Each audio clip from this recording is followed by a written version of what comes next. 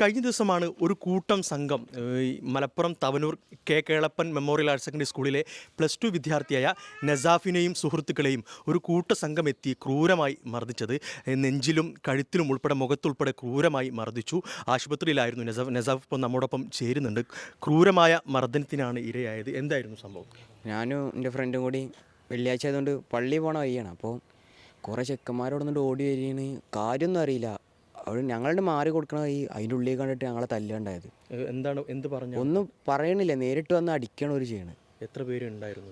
ഒരു 19 ആൾക്കാരുണ്ടായിരുന്നു. അത് സ്കൂൾ കുട്ടികളാണോ അല്ലെങ്കിൽ സ്കൂൾ കുട്ടികളും കളർ ഡ്രസ്സിൽ വന്ന കുറേ ആൾക്കാരുണ്ടായിരുന്നു. അല്ല, എന്തായിരുന്നു ഇത് നടക്കായിരുന്നു കായികമേള? എന്തായിരുന്നു സംഭവം? സ്പോർട്സ് അടക്കായിരുന്നു കായികമേള. സബ് ജില്ല കായികമേള നടക്കായിരുന്നു. ഇത് പല ഈ സ്കൂളുകളിലും വിദ്യാർത്ഥികളുണ്ട്.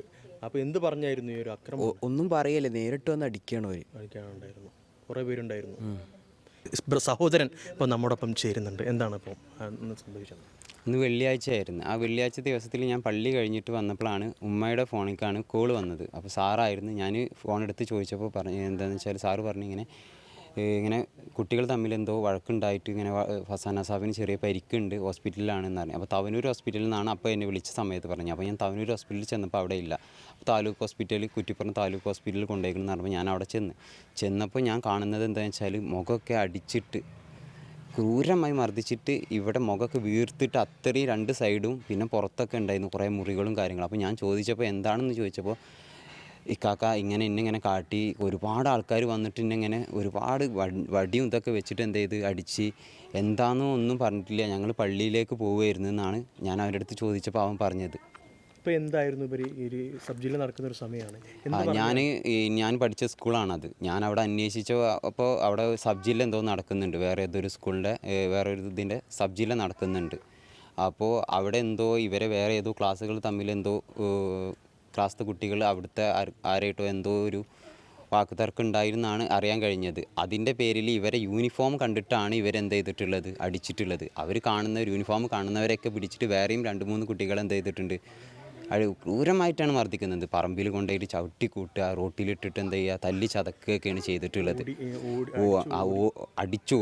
ഓടിച്ചിട്ട് അടിക്കുക, അങ്ങനെയൊക്കെയാണ് ചെയ്തിട്ടുള്ളത് ഇവർ. അതെ.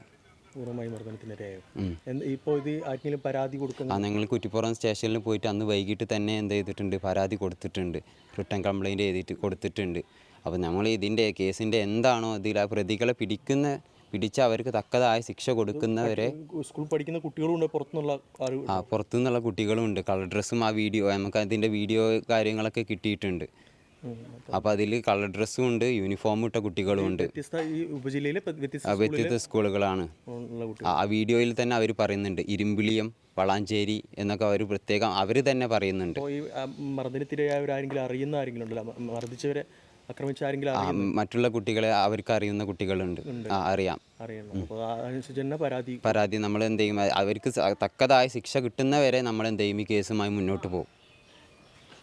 ഇത് തന്നെയാണ് ഇവർ വ്യക്തമാക്കുന്നത്. കാരണം ക്രൂരമായി മർദ്ദനത്തിനിരയായി, കഴുത്തിലും മുഖത്തും അതോടൊപ്പം വയറിനും ഉൾപ്പെടെ ക്രൂരമായി മർദ്ദിച്ചു. അതോടൊപ്പം ഇവരുടെ സുഹൃത്തുക്കൾക്കും മർദ്ദമേറ്റു എന്നാണ് പറയുന്നത്. ഇപ്പോൾ കുറ്റിപ്പുറം പോലീസിന് ഇവർ പരാതി നൽകിയിട്ടുണ്ട്. ജിത്തു വെട്ടത്തിനൊപ്പം യൂനുസ് അഹമ്മദ്, മീഡിയ 1, തിരൂർ.